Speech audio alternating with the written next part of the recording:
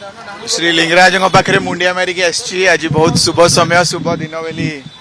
जहाँ आमको जना पड़ू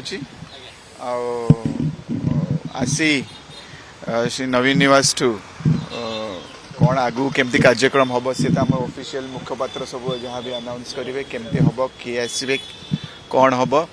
प्रकृत प्रोग्राम लिस्ट कौन किंतु आम एति समस्ते जानीचु कर्मी माने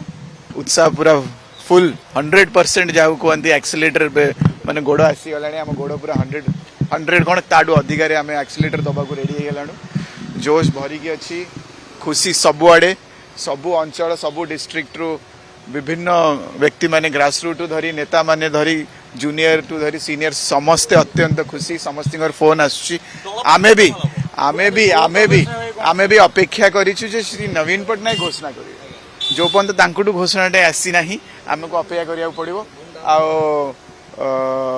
बहुत बहुत आमे माने आउ व्याकुल अच्छु आ अपेक्षा करी होनी से समय को देखंतु मु आपन कहि दोची जे जेतेबेले श्री सुजाता राउतकर नाटी अनाउंस होची और सरकारी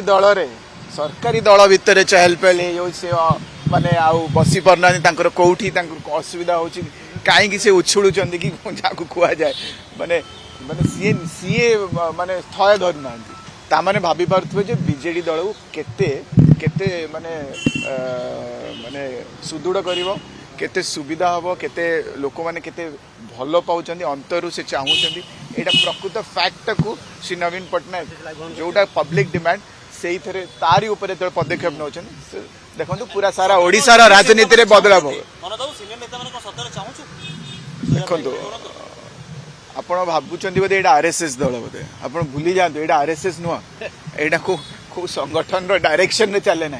गोटे संगठित होगी गोटे माने गोटे कलेक्टिव डिसीजन जहाँ को कह जाए बीजेडी हूँ से दल शृंखलित दल कलेक्टिव डिसीजन जो जदि आज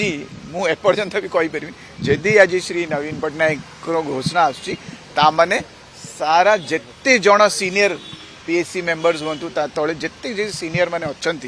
समस्ते निष्पत्ति को ग्रहण कर सहमति देइछन्ति बोली एटा घोषणा हो सुजाता एंट्री कोन बीजेपी रे हलचल हबो हेई सारलानी आपण गत 2 वर्ष श्री वीके पांडेन को ना नियंतु किंबा श्री सुजाता राउतकर ना नियंतु जेबे भी तांको ना केबे भी कोउठी भी को माने छोटिया मोटिया स्तर रे भी जदि तांको नाटा उठिला